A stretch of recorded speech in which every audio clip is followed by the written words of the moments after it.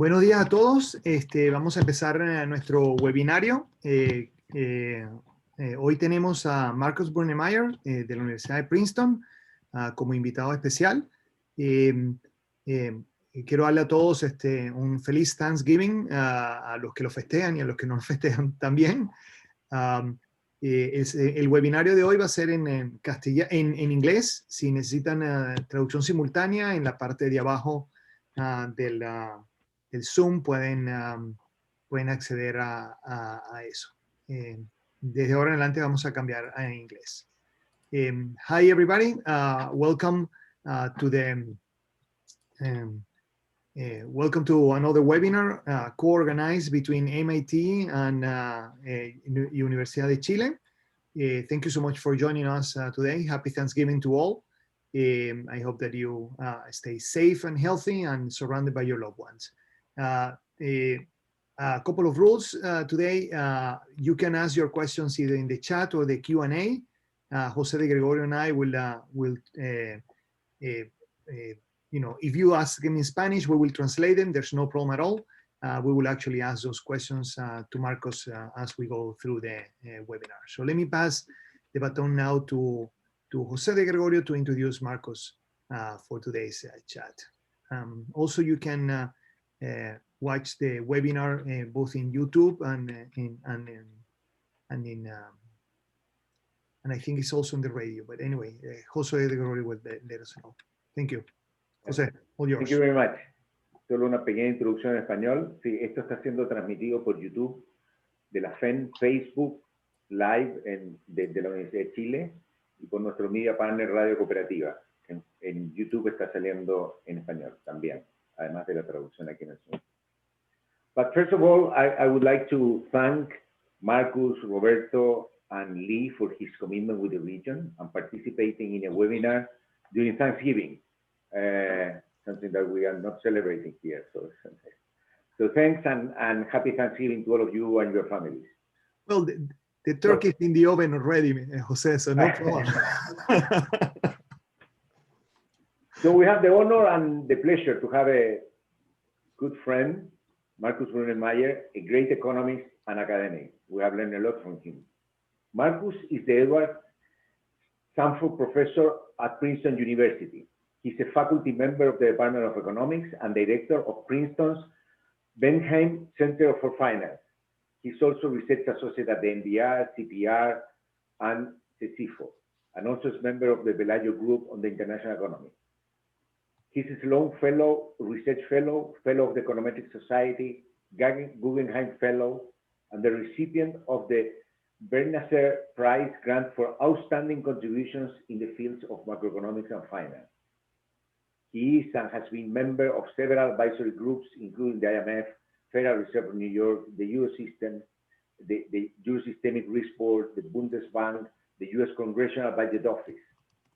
Marcus got his PhD from the London School of Economics. His research focuses on international financial markets and the macroeconomy, with special emphasis on bubbles, liquidity, financial and monetary stability. And to explore these topics, he always incorporates frictions as well as behavioral elements. He has written 5 books, published a large number of path-breaking papers. He has been awarded several best paper prizes and served on the editorial board of several leading economics and finance journals. He has tried to establish the concept of liquidity spirals, covert systemic risk measure, the volatility paradox, paradox of prudence, ESBIS, financial dominance, restrictive monetary policy, and a lot more, and also in the digital currency area. This year, Marcus has organized very interesting webinars at Princeton University, where his introductions have been remarkable. And today, he will talk about lessons he has learned from this great initiative.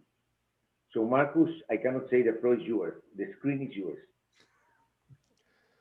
Thanks a lot, Jose and Roberto, and for the whole team for setting these things up, and happy Thanksgiving to everybody as well, for the whole audience.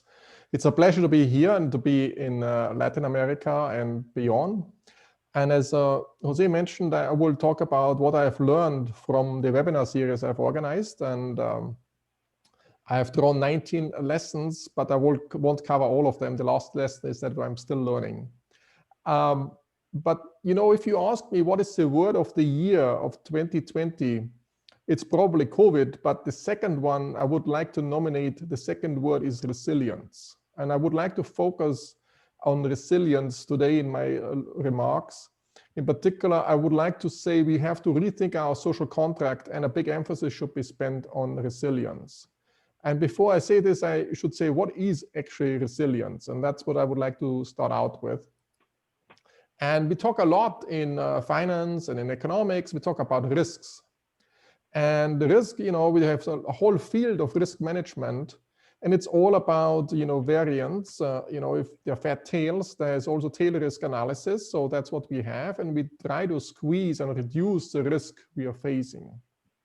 Resilience is something different. Resilience is not that you essentially avoid any shock you might be facing, but it is that you actually come back to it. So that's essentially, instead of having the variance, focused on the variance, you focus much more on the mean reversion. So that's what I would like to emphasize on. It's more like how easily you can bounce back. So you're not avoid any risk. You might take on risks, but you would like to have some resilience. Once you're faced with it, you can bounce back.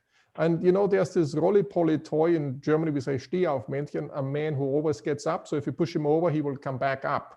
And that's, I think, what I refer to as resilience, is somebody who is, when he gets hit, he is actually coming back up.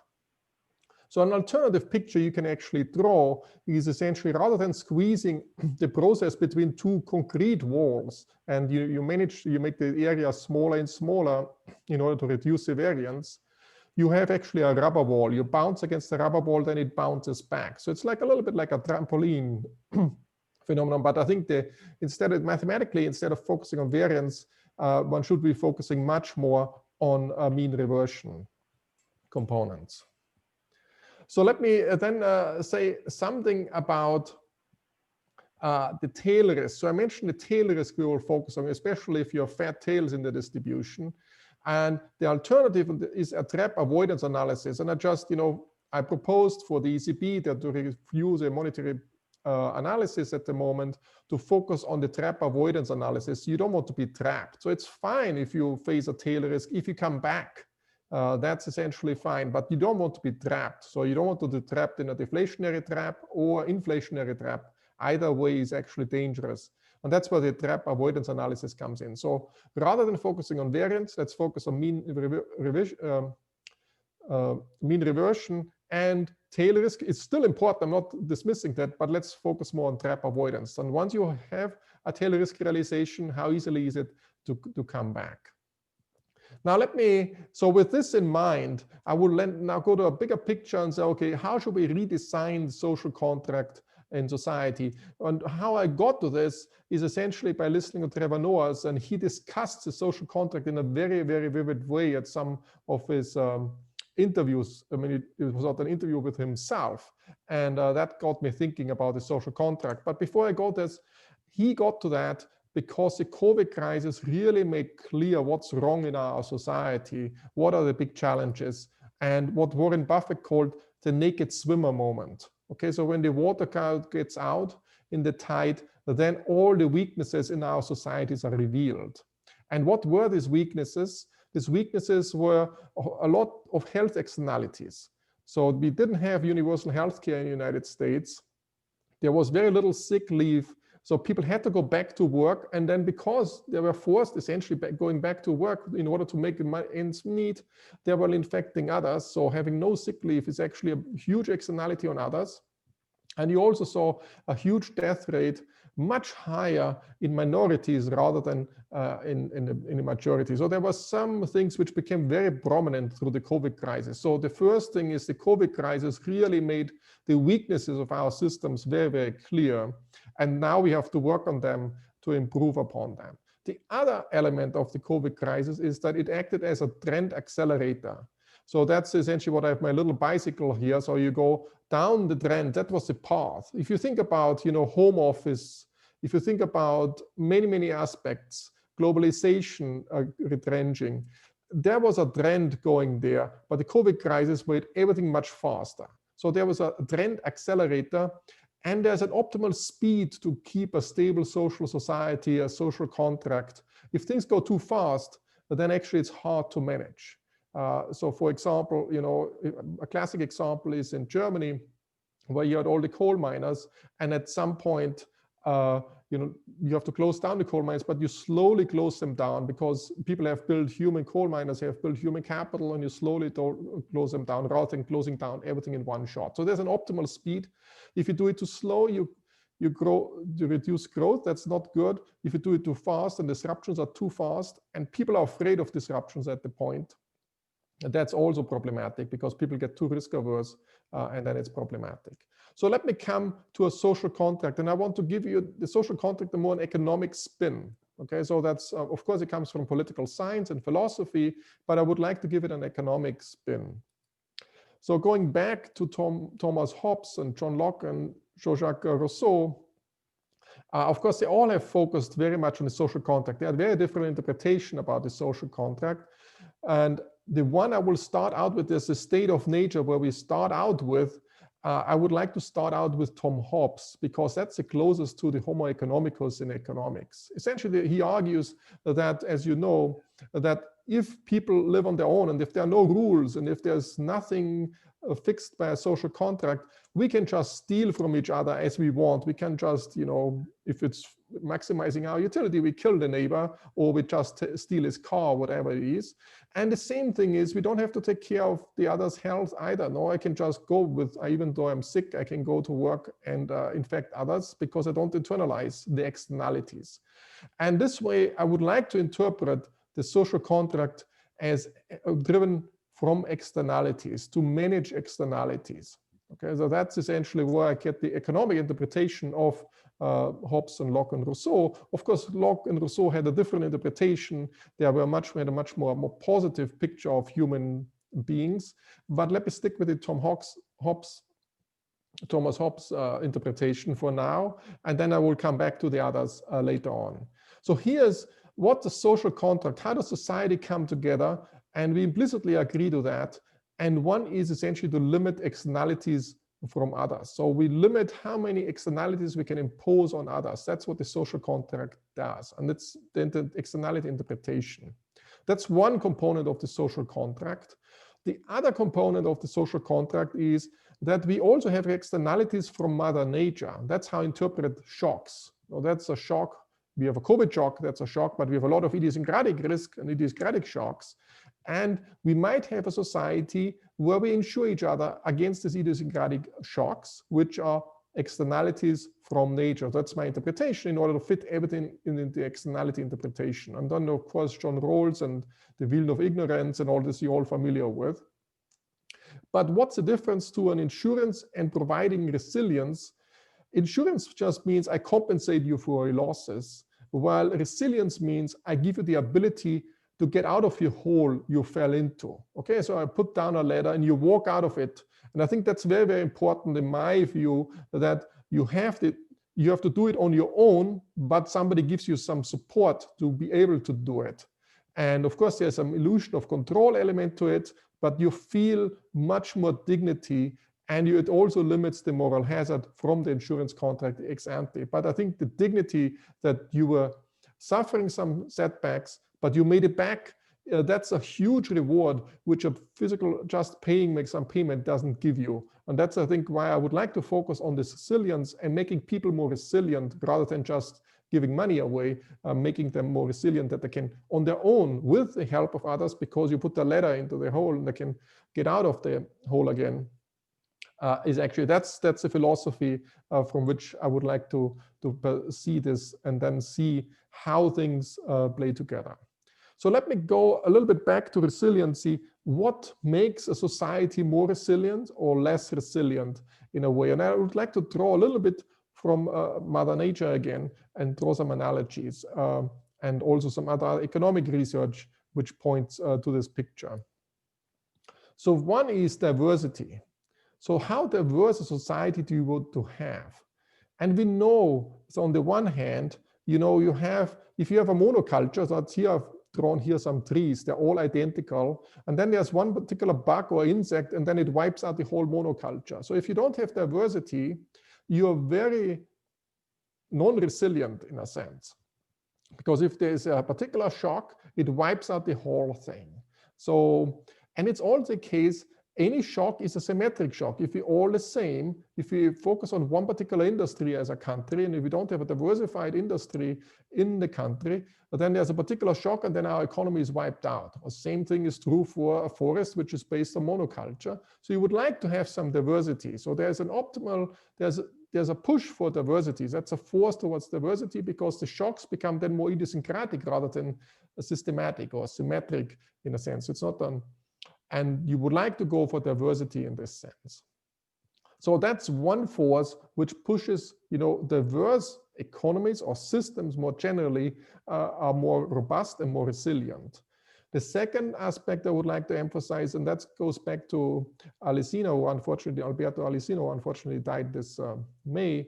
That is what he argues, that if the society is very heterogeneous, so there's a lot of benefit from diversity, the willingness to insure each other is actually reduced. So he argued that in the US, the fact that there's less social insurance in the US compared to so many European countries, pick a particular one, Sweden or the Nordic countries, where it's a very homogeneous society, that's the case that you know, there's way more willingness to have some social insurance programs and all so forth. So then there's an optimal degree of diversity. How much homogeneity do you want to have? On the one hand, if you're too homogeneous, any shock is a symmetric shock. If you too heterogeneous, you might not be willing to provide the insurance. So that's essentially how society, and of course it has implications for many things, immigration policy and so forth. Now, the other thing is you would like to have a system or an economy which is very flexible. It's not stuck in a particular direction and can re-optimize very easily, is agile. And that's, you know, I pick here a tree, there's some windstorm and the tree is just moving over there. And if the wind comes from the other side, the tree will move the other direction. And a third element, I think, which is important for resilience is what I call the bicycle analogy. So here's my little bicycle, and the bicycle, you can drive this bicycle, and then there will be winds, side winds coming from left or right, you don't know, and it throws over the bicycle. And it's the same thing. If the bicycle goes at the right speed, then you can actually withstand the side winds. But if you go too slowly, then actually winds from the sides will throw you over. So what you need is actually, you need a healthy growth in the economy in order to easily sustain the social contract, so that everybody's happy, because you have then some winners you can take away because of some endowment effect. You can take away more from the guys who take some winners and distribute it to the losers. So but if the economy is stagnant, then it's very hard to manage that. And that I put it in the sentence, a social contract that boosts inclusive growth stabilizes the social contract. So it's, you know, a social contract which is designed for a productive, innovative economy is actually better in the long run for the social contract, because it stabilizes, it allows some form of redistribution if it's done well. So that's about the elements which help one to have more resilience. Now, the next question is how to implement a social contract, and perhaps I'm giving a little bit of an economics lecture, but the first part is new, and that's what I was puzzled a lot, and that gave me to this solution. So how do you implement a social contract? And, you know, you can, of course, the government can implement it. They can actually enforce rules, government command and control rules. They can impose taxes and subsidies, or stick and carrots, Pigouvian taxes and so forth. But I think if you think about it, a lot of this social contract is just implemented by social norms. So, and the way I think about it, what's very classic here, Asian countries do way better in managing the COVID crisis. And you might say, okay, they are, you know, have no privacy, surveillance is everywhere in China. You know, if you have your iPhone, if you want to go into a building, you have to use your iPhone or your smartphone. And, you know, they know everywhere where you are, and there's actually no privacy. But the big puzzle, in my view, what's really illuminating for me, I was thinking a lot about, is Japan. Japan has very little enforced rules by the government. Okay, and they're doing phenomenally well, and they have almost no lockdown and is doing very well. And I think it's because of the social norms in Japan. Of course, it was always tradition to wear masks, but it is also a society where you're very considerate to your neighbors. And it's a very homogeneous society. So you care a lot about your neighbors, but the social pressure to care what your neighbors think about you is extremely high. So I think the social norms in economic research is totally emphasized. Of course, George Akerlof and others have worked on that. But this is really the key to figure out why in the Asian countries things are going so well. Of course, there's a technological aspect to it if you look at Korea, Taiwan, and other countries. But if you look at Japan, there's no technology they are using compared what in the West is used. And that's very, very insightful. And it's very, I think we should study this much more. And that's one way to implement this social contract is purely by social norms and certain social identities, a sense of community. And for this, it helps to have a homogeneous society, again, to be part of the same society. Now, of course, command and control is another way to implement it, but it has its limits. You can't go in somebody's living room to check how many people are there and all this during Thanksgiving.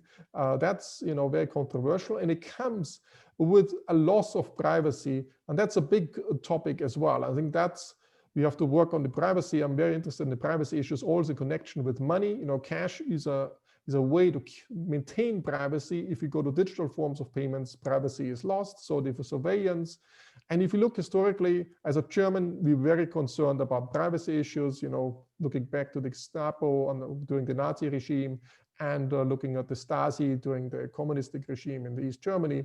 That's a very hot issue to consider in Germany in particular, but in general, I think it's something to take into account. Of course, in many, many Asian countries, that's not of such a big concern. Again, it matters, if the economy is growing fast, then, probably have more trust in your government as well. And then the third way to implement is, of course, through markets. We're all familiar with that. And I just want to mention some aspects. Of course, we have information aggregation works much better in markets. There's, of course, larger growth, which enhances then the social contract. But we have explicit insurance contracts. But one of the big ones is limited liability. So you have this bankruptcy protection, which is like, it limits the downside risk. If you start a company or if you go into private bankruptcy, there's a downside risk protection. That's part of our social contract, that you can actually default on debt. So debt has an insurance component to it. And I think that's very, very important as part of the social contract, as part of the resilience focus of the social contract. Again, how easily can get it out? I made a mistake. My debt is wiped out and I can start over again. That's huge resiliency. That leads to higher growth, as I mentioned, and it stabilizes then the social contract. More generally, the big question I think we are facing is that, on the line between authoritarian regime and an open society. So I put here Stalin and F.A. Hayek on this dimension. If you think what's welfare maximizing, here's my welfare maximizing point. So there's some externalities. So you want to have some government involvement and all that. And now with the health externalities, of course, the welfare, everything is getting worse because we have COVID. So the welfare is lower, but the optimal point is also shifting away from an open society, more to an authoritarian society. And the big question we will face as a society, will we move back once the COVID crisis is gone? And that there's so I should say I'm working on a little booklet on this, and hopefully I will come out with this in the next few weeks. And there's, of course, the big question is, will we come back to a society which, will be closer to the open society rather than authoritarian society with surveillance and so forth and protect our privacy? And one example, for example, is if you think about the speed limit in the United States, it was implemented in the 70s because of the oil price shock, but the speed limit stayed. Okay, so often it is the case, there's a shock, regulation is changing, but then the shock, the reason for the shock is going away. Oil price came down, is at record low pretty much, but the speed limit is still around, we are having. Okay. Now, let me move on a little bit. So, of course, this is not the big pictures. Now, move a little bit to more smaller issues. I mean, there's still huge macroeconomic issues, but what actually affects people's behavior? Will they do social distancing? And I noticed a huge difference between the first wave and the second wave. The first wave, I would argue, was driven by fear. This COVID fear was driving the behavior. It was not really regulation. So if you looked at the famous example, Sweden went for this herd immunity strategy initially, and Denmark and other Nordic countries went, for the traditional, lockdown and all that. There was no big difference in terms of the economic performance.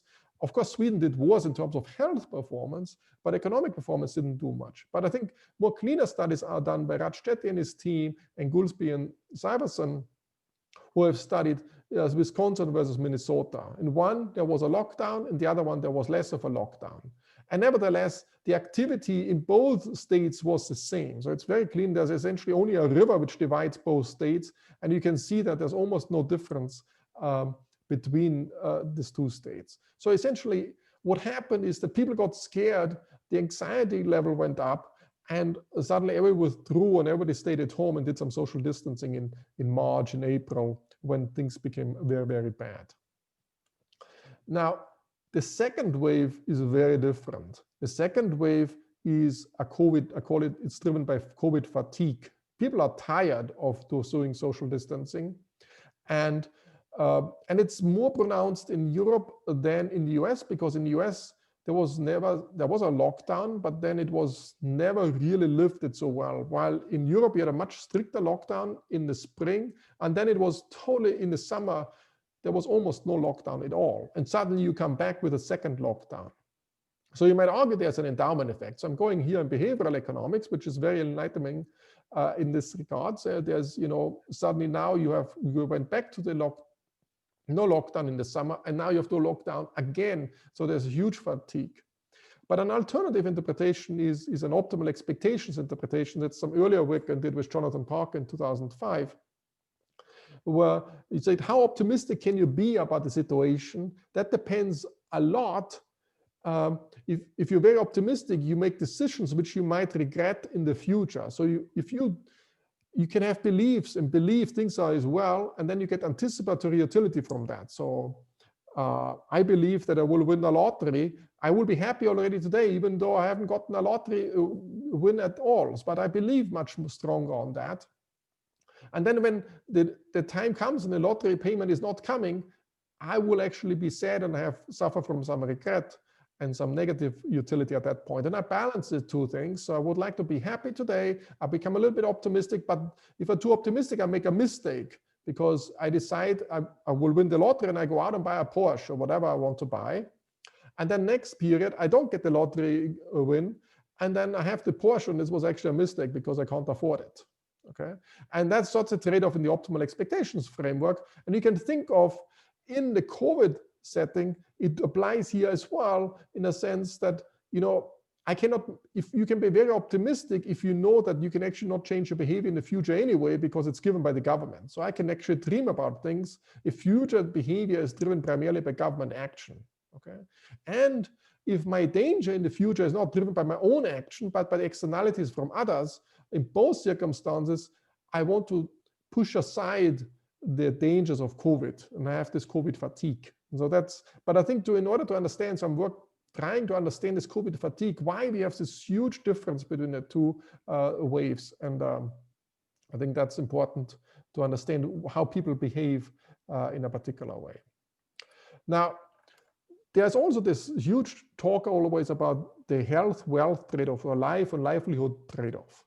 Okay, so I would argue it's an illusionary trade-off in advanced economies, but not in emerging and developing economies.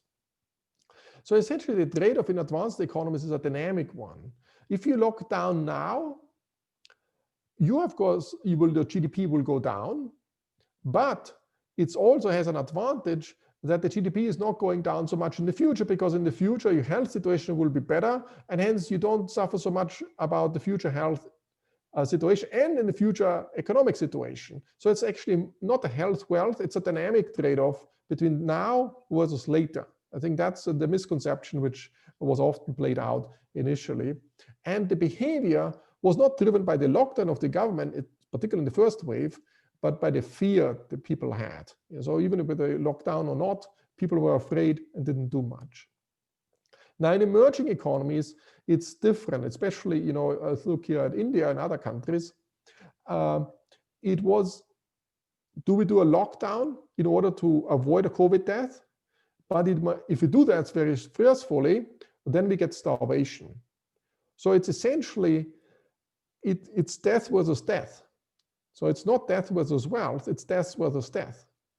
And then the power of accounting comes in, the visibility of lives come in. So you had the COVID death counted in the news every day, but the people dying of starvation you have not counted. And that's the power of accounting. And there's this famous saying, what is measured will be managed. So we measure essentially death from COVID death, but we don't measure all the starvation death. So there will be a distortion that we actually lock down too sharp, not internalizing what the externalities will be on the starvation and other death. I mean, of course, people cannot go to the hospital anymore for other cancer treatments and diabetes treatment and so forth. There will be additional death too, and that has to be a fine balance. But the fact that one is in the news and the other one is not in the news makes a huge difference. And of course, there are huge side effects from the lockdown as well. Let me just give you one example. Of course, the COVID was brought in India in particular by the rich from abroad, was brought into the big cities through the airports.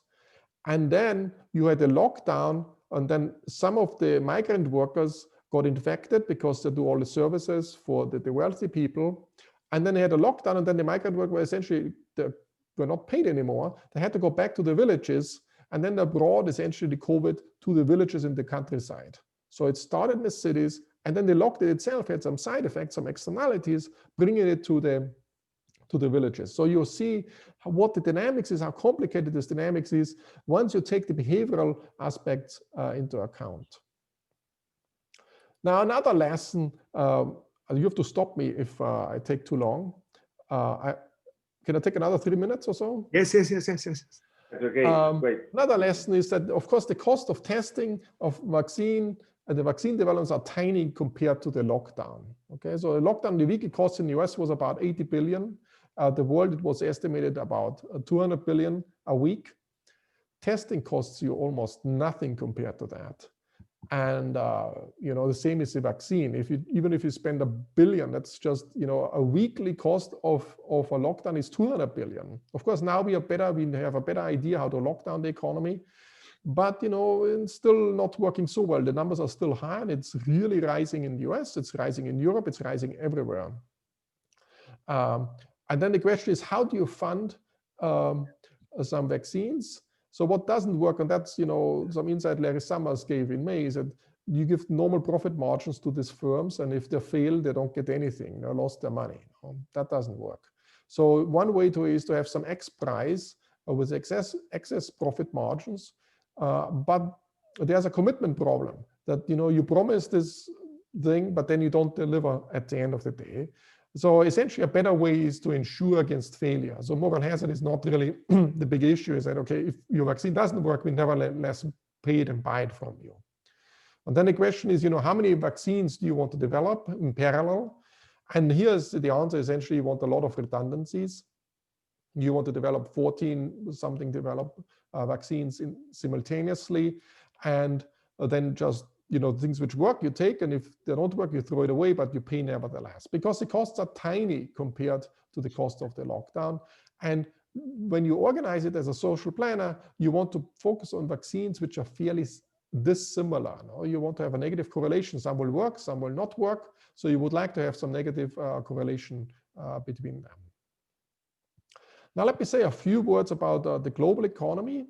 So what's about globalization? How will COVID change globalization? That's another economic lessons. And if there's this argument out of globalization, that the economy is actually, globalization will still be high, but it will not really go down.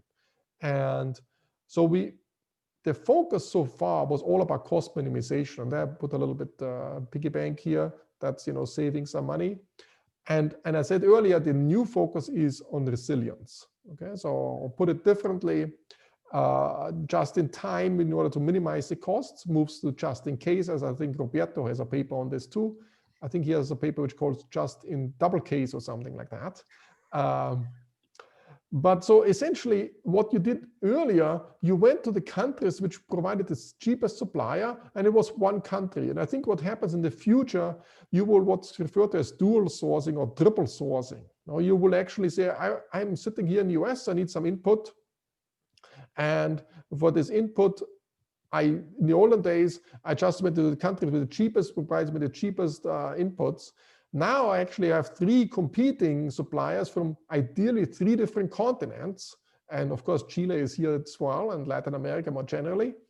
And then I say, okay, I have one supplier from Latin America, one from Africa, and one from Southeast Asia. And this way I can hedge my risk. And I think there will be a shift to that. Of course, it also means there will be less bargaining because these 3 suppliers in normal times will compete against themselves, but there's a huge need than this from dual sourcing, I think. And that will be more important, probably more important than reshoring, okay? Because there will be reshoring because of new technology, making it cheaper to produce it in the advanced economies. But I think this dual sourcing will be the more important component, just my gut feeling. And if some studies need to be done here on this dimension, but it's important to understand then for companies, how should I position myself, and should I be worried that there's another supplier in Vietnam or somewhere? So no, because companies will actually also would like to have somebody from Latin America. But of course, you will be competing in normal times. So how big powers compete? So one big thing in globalization, of course, the big elephant in the room is China versus US, okay?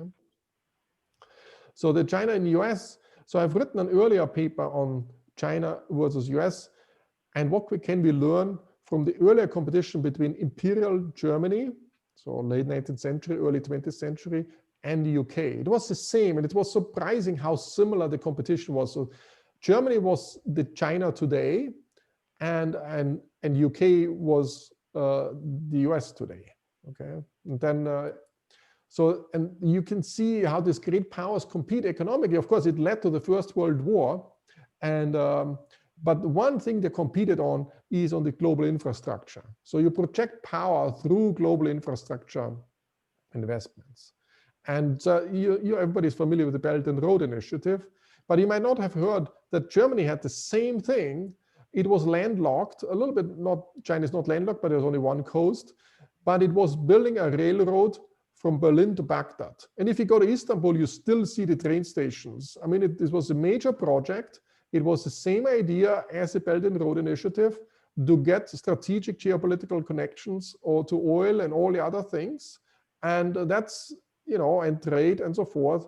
And the Ottoman Empire at that time was in alliance with Germany. So there was the railroads, you still see it. It's still there. It's still operating to a large extent. And the technology at that time were railroads, compared to what we have the technology now. So it's the same thing.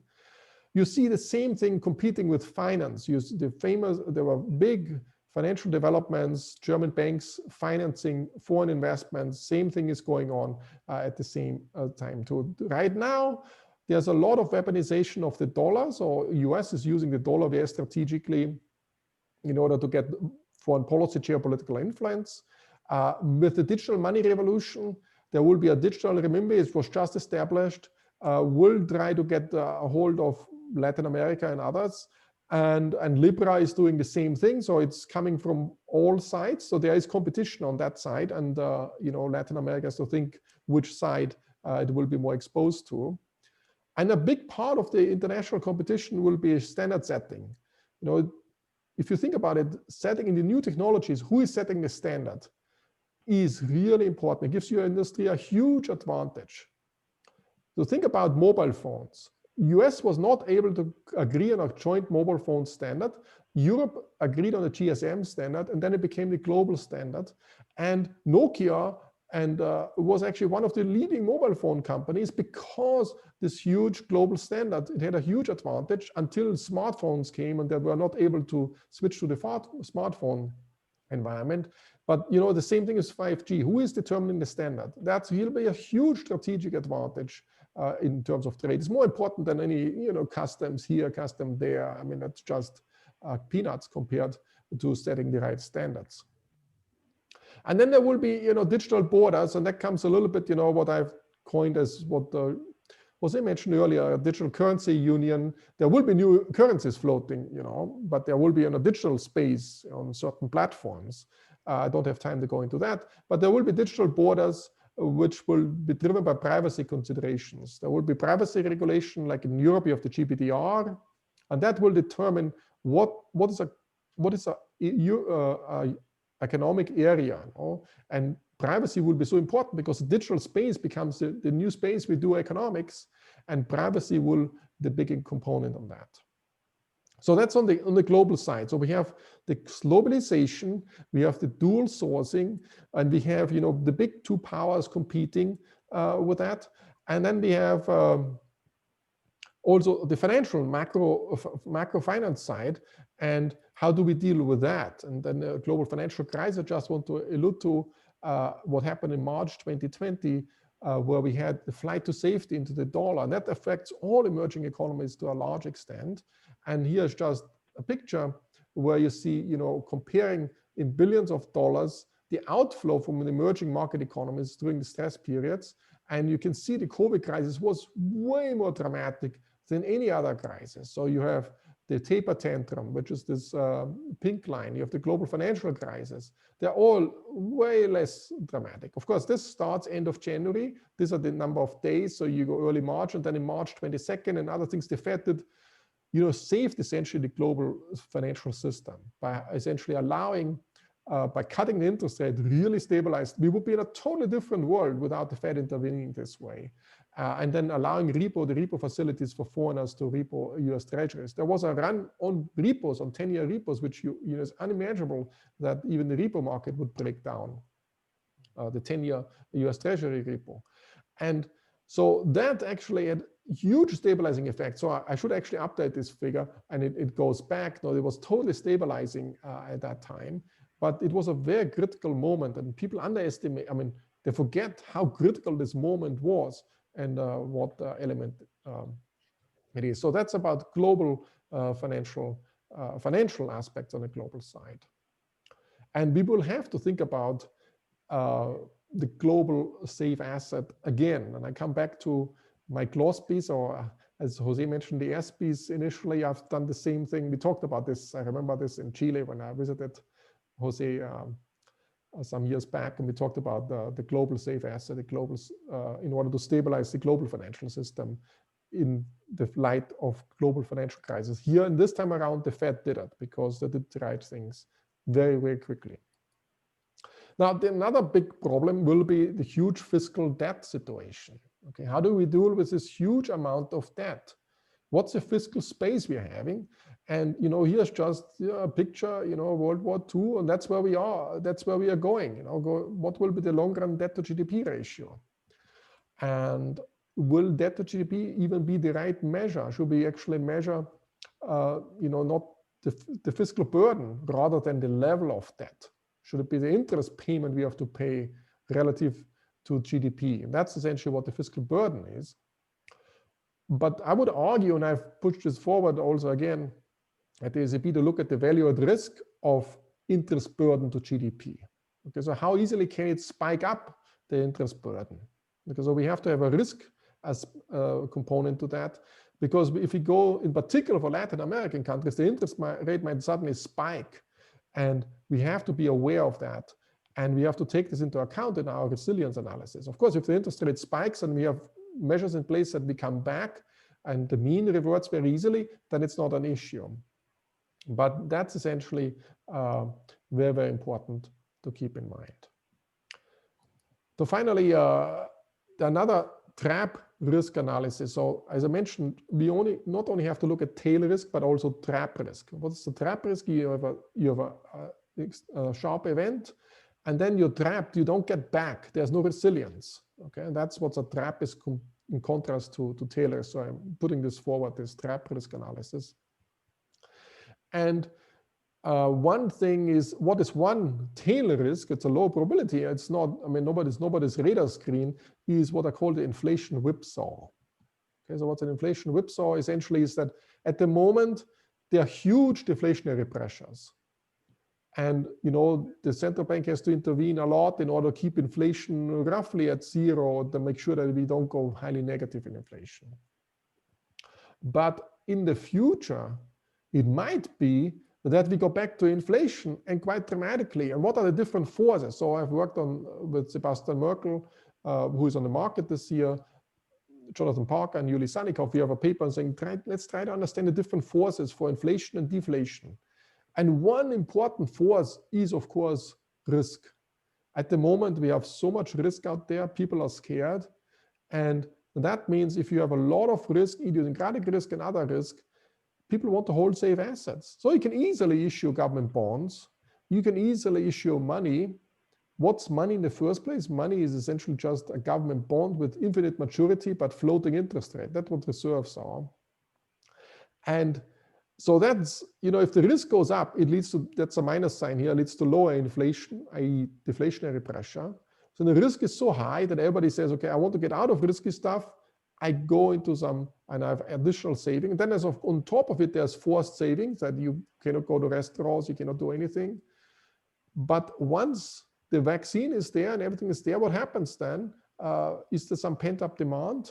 Will people say, oh, finally I can go traveling again, finally I can do this? And there might be, excess demand. And if there's, many firms went bankrupt and the supply is not there, perhaps then there's inflation. And we can also have redistributive things. So we analyze in this paper what happens if there's more redistribution from the contact intensive sector to the less contact intensive sector. You see that this also creates some inflationary pressure down the road. Okay, now there are many, I don't have time to go into that, aspects to see, there's at least a tail risk you should not ignore. And that might be even a trap, an inflation trap, because you cannot lean against it anymore, because if you were to hike interest rates, you ruin certain countries' fiscal situation. If you think about Europe, and that's why I proposed this trap analysis for the secondary monetary pillar at the ECB. And so that's one thing. And then perhaps I can mention one thing probably Roberto will like. It's one of my favorite innovations. And so you might say, okay, this COVID analysis, it leads to a COVID situation leads to a lot of, scarring effects, a lot of negative things, but also some positive things. And I link this to the QWERTY problem. It's one of my favorite problems. It's like, people are very reluctant to cannibalize their own firms and start some new thing, but the QWERTY problem, and I guess most of the listeners might have heard about it, it's, why the keyboard in our keyboards is assigned along to this QWERTY keyboards? It's assigned because in the old typewriters, the hammers don't smash into each other. Yeah. So the keys were assigned in such a way that minimize the probability that the two hammers smash into each other. But we don't have old typewriters anymore, but we still have the same keyboard. And you see how resilient certain structures are. It's very hard to throw you out of that. And the COVID crisis is a shock which can throw us out of it. Of course, the keyboard, I don't think it will throw out the keyboard, but it has many effects. If you just think about all the regulatory shackles we have in terms of telemedicine, it was not allowed. Suddenly, oof, everything is possible to do everything in telemedicine. It would have been impossible just a year ago to imagine that regulators would go along with that. Home office, we jump from one equilibrium to another equilibrium. This might have a whole different structure for real estate prices, might change traffic patterns. So there's a lot of interesting stuff coming up. And Nick Bloom will talk next Thursday about home office in the webinar series I'm organizing. But anyway, so we all know we all teach online, and we will live much more in a digital world compared to what we did before. So let me stop here because I think I ran over time. Of course, I have some more slides. Let me stop here. Thanks again for giving me this opportunity. Marcus, thank you so much. Very fascinating discussion, Marcus. I want to start with, I think that was quite interesting, and how you start from this idea that's not coming from finances, your ideas about the more political science and the social contract. I became kind of concerned because you were listing things that should help and should not help to the social contract. So I was thinking about countries and polarization. For example, you like diversity. and you like diversity because it makes you more resilient. That helps for large countries. But then large countries are more heterogeneous, ethnically, for example, not the case of Japan, perhaps. Yes, yes. And that reduces all this idea of sense of community. So I think that it's quite the kind of the consideration that you need for different kinds of background to have a sound social contract are quite conflicting across countries. So you don't want to be small, but you want some homogeneity, but you don't want excessive homogeneity because of the bicycle. You don't want to be thrown by wind from just one side. So I don't know how you square this. So I totally agree with you, though. It's let me put it this way: it's a social contract is not homogeneous across countries, so it's different from country to country. And the social contract can be more pronounced for subgroups in a country as well. And that's, when you have a federal structure. So you might have a bigger countries, and then you have some states in the country, and then the social contract within the state is more pronounced. Or you might have certain international agreements which help out in times of crisis, where they said, oh, we have some common, let me just give you a hypothetical example. In Latin America, there's probably some common feeling that we all together Latin Americans. And there's, you have a common trade area, and you can have other arrangements if something happens to help each other out. So there is, of course, a social contract, and there is also a common sense of belonging together across Latin American countries, which might be closer than, from Latin America to some Asian countries. And that's, so it's not something which has to be legal, or it's something it's just there, but it can be built. So of course, it's a slow building process over decades to form a common identity and a sense of community. And it can be for subgroups much more pronounced, and for broader areas less pronounced. So it doesn't need to be the same social contract across the country, in particular if you allow some from federal structures. But it's a very good point. In fact, just building on that, by the way, the paper is called Just in Worst Case. It's with two students, and one of them is from Orphy, Princeton there. Yeah. So Daniel Rigobon, actually. So, okay, yes. Oh, I see. Yeah, it's about robustness, which is very closely related to your notion of resilience. No, I was thinking about actually what you say is this sense of belonging is a very important one. Actually, the society is the way they talk about different issues. So when we're playing in the World Cup, we are all us. I mean, it really doesn't matter the size of the country.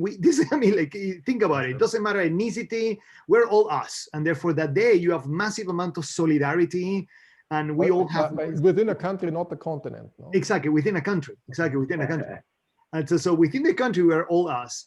But when we're talking about unemployment, then people will refer about the unemployed differently. So them, I mean, so I am working, you're not. So that sense of solidarity also within the countries, that sense of belonging and that these social norms, I agree with you, they have to be built.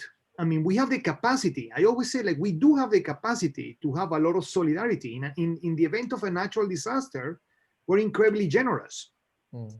But in the case of a financial crisis, we might be less. And so I'm thinking about the US now here. So you're right. These are things that can be built, and a lot of how we talk about the issues. So if we constantly are thinking about moral hazard, and that people are abusing the system, that the people that are in misery are there almost by choice, it's very difficult to have a conversation in which you will have solidarity.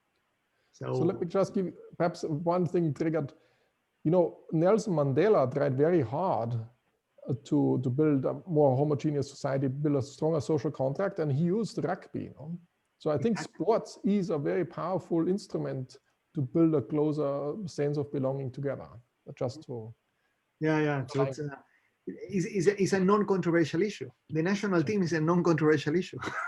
But of course, it makes perhaps, or perhaps you correct me, if people believe very strong in their own national team, you also have less of a Latin American community, because you're more you know, that it goes in both directions to some extent. You also distance yourself from other enabling. Exactly. Yes, I was referring mostly about the country itself, but yeah, you're right. Yeah. You raise another very important point that I have been seeing a lot of analysts and many people writing about this, and which is true. In this crisis, we need much more state. There is much more externalities. We need much more control. And now you raise a very interesting point that say, after the COVID crisis, we'll go back to a more open society. Where will it be?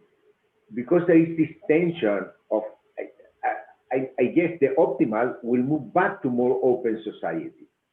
But there is so much, I would say, so much force on the idea that we need more state, that then people that think that there is more state will win a lot of space to make the point that we need more state now and forever. Your point is much more depending on circumstances, and that's a pragmatic thing to go. But there is this issue. You see everywhere people writing about we need more state. This crisis demonstrated that we need more state, that we have forgotten the role of the state. So after the crisis, we will have to have more state, which is not an obvious conclusion according to your discussion. Yeah, I think right now we need more state because there's huge health externalities, but then it will go away again, and then we have to go back to, and there's this big danger that we will not go back. Of course, there are certain things which the Warren Buffett's naked swimmer moment, he called it this way, where we said, okay, oh, there is a fundamental problem there, and this we have to solve in the long run. So the state has to be involved in that as well.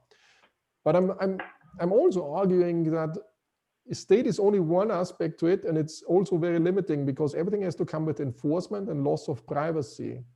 And we might not want that, and perhaps social norms can substitute for the state to a certain degree, and they might be better in certain areas. You know, it's striking to me how the social norms are different within the United States, whether you wear a mask here in Princeton or you wear it in some other states of the United States is very, very different. The social norms are so different. If you don't wear a mask here in Princeton, people look at you and say, what's going on with this guy? And this is a very powerful force. It's way more powerful than the police giving me tickets. Because the neighbor says, this guy, you can't talk to him. He's not one of us. He's just not behaving well. That's way more powerful than the police giving me a ticket of, you have to pay $100 now. So that's the thing, we have to have a debate, and I think economics is not focusing on this social norm aspects at all, or very limited. Okay, let's put it this way. Of course, some people have worked on that, and there's work on behavioral economics and all this, but I think we have to integrate this somehow in our thinking as well. Yeah, there's some work from Akerlof on moral psychology, which is more or less what you are describing. Yes. Yeah, so it's I wanted to talk to you about the difference of the COVID fatigue and the fear. So if I take the COVID fatigue, which I believe people are tired of COVID, so that means that the second wave will be far more harmful than the first one, don't you think? Because I just wanted to get your. No, there are two elements to it. The second wave was in the Spanish flu was also way more pronounced than the first wave in 1918.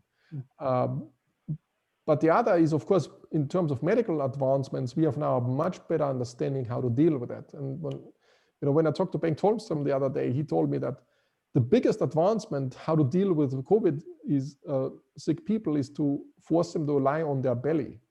So when you sleep, that was a big breakthrough in a sense. It's not a vaccine, it's not something, it makes a huge difference about your survival probability, how you sleep and which direction you lie. And so we learn, and the medical profession is learning, and that makes, of course, the second wave less dangerous. And might also explain why people are less careful, because actually now we know how to figure things out. But I agree with you that the fatigue will actually lead to much less careful behavior and might make things worse. That's one force. The other force is that we have a better medical treatment already now. So yes, there will be less death, but it might lead to more people suffering from the virus. Yes. So Now, regarding the virus and the vaccine, and when you start describing the different ways to promote the vaccine, how do you see this? Because you say first you do it for profits and you do so gain, then that you have some insurance. Now it seems that we have the vaccine, and we may have 3 vaccines right now, which which are also quite effective. Beyond the discussion of AstraZeneca, but they are quite effective. So my also general impression is that the vaccine with this effectiveness is ahead of what we on average thought. So we may have vaccination before. So how do you see your discussion of vaccine of optimal, let's say optimal vaccine incentives compared to what happened actually in the crisis, in the COVID crisis? So there are 2 things. So let me talk about 2 different aspects. One is the vaccine development and one is the vaccine distribution. I didn't talk about the vaccine distribution, which you have a whole section on this too. The vaccine development, I think it went well. I mean, the US government actually was, instead of focusing on testing or mask wearing or anything, it was betting totally on vaccines, vaccine development, and put a lot of money behind that. How it was handled internationally, that's a different question. But in terms of getting things done, it's also if you, for example, look at this BioNTech in Germany, that's a German company, the CEO of the company, he already in January decided to bet his company pretty much on developing this vaccine. It probably was, I'm not sure whether it was a smart financial decision at this stage, because it wasn't clear at all whether it will become a pandemic or not. In January already, he came back from his vacation early and said, okay, I move the whole company, my 1,500 people, to develop a vaccine against the coronavirus. And that was a big bet. And you see that people are not only motivated by profit, but they're also motivated to help human mankind. So there is, Thomas Hobbes is not really right that we only this Homo economicus. I think we also have some social angle as well. And there's some innovators who this, and I think in general, of course, I'm a big fan of innovators. I think that's what drives the world and our human mankind. And we have to stimulate that and have to set. And overall, I think it went pretty fast. It was unprecedented that we could develop 3 vaccines already now. And that's one thing. The other thing is how to distribute it. And of course, I would also give it first to the medical professionals and all this to the elderly. But there has to be, it's not obvious how you can write down a model and there's not obvious how you give it. Do you give it to the most vulnerable ones or do you give it to the multi-spreaders? So whenever there is an externality, you can protect the receiver of the externality. You can just make sure that the externality is not spread in the first place. And so I played around with Yuli a little bit on some of these models. How would you model that? And it depends very much on parameters how you do it. Whether you actually, you might say, okay, I give it to the multi-spreaders and I bring my R0 below 1, and then this whole thing will die out on its own. The most effective way, first give it to the medical profession, of course, but then I give it to the multi-spreaders, and then essentially I can distribute it this way, give it to the multi-spreaders, and then the thing will die out because R0 is below 1. Or I give it to the most vulnerable, to the elderly. Or alternatively, I give it to the guys who contribute most to the economy. Or they can go back to work and I can stabilize the economy. So these are all trade-offs. And in Germany, there was an ethics commission to think about this, how to distribute this, and they came up with some lists, but they didn't emphasize this multi-spreader aspect so much. Sorry for my ignorance. But we can know who are the vulnerable, the elderly, or the most important workers. But do we know who are the multi-spreaders? Can we distinguish in order to? Yeah, in a sense, sorry. School teachers, for example, will be multi-spreaders, and kids, Yeah, so there's a controversy on the school teachers. But multi-spreaders are multi-contact people, I would say that's not because of internal characteristics rather than. Yeah, it's probably some professions where you interact a lot with people. So Okay. we can do online teaching, so we're not multi-spreaders in a sense. So it's fairly easy for us to switch. But you know, if you, I don't know, certain professions where you meet 1,000 people a day every day, you probably should be vaccinated. Yeah. Okay, like all economic papers, it depends on the assumptions. So if we want the college teachers to be vaccine first, we can write a model in 10 seconds. We can do it online. Our incentives are totally aligned. No, what I refer is about the primary and secondary school, the food supply chain, all the utilities, plumbers. These are professions and tasks that depend a lot on contact, and we need just think of the cashier in the supermarket. No, he meets the cashier, exactly. Always somebody all day long, and I often think, oh my God, these guys are really exposed. No? Yeah, and they're terribly exposed, terribly exposed. Yes. So there's some. Yeah, thank you so much. We have taken more time than the allocated one. Can you tell us a little bit about the book before we end? So you said that you're some idea when you will get this book? So I'm working full force on it. I'm trying to get it out as soon as possible. Yeah, I haven't decided yet how to, but I will distribute it as widely, as cheaply as possible, as soon as possible. I mean, I have a dream, which is I have it for Christmas, for people to give it as a Christmas present, but that's very ambitious, let's put it this way. We'll do it. Yeah, we'll do it. Let us know, because I actually think that this is concentrating on the lessons. Yeah, and concentrating on the lessons, we might actually make good policy decisions next year, and we really need good policies. Yeah. So Marcos, I want to thank you so much for taking time on this special day to be here with all of us. So on Thanksgiving, you're giving us a lot of reasons to be thankful. Thank you. And again, on behalf of MIT, and let me give the time to Jose also to thank you. Thank you so much for your commitment. All your webinars have been incredibly important for all of us that work in this area. So I hope that that you keep up the good work, and I hope that we end with only 19 lessons. I don't want more disasters. Right now I have more than 19, but I had this idea. I started out and I only had 12, and then I said, okay, the remaining ones is I'm still learning. But now I got more and more. Yeah. So.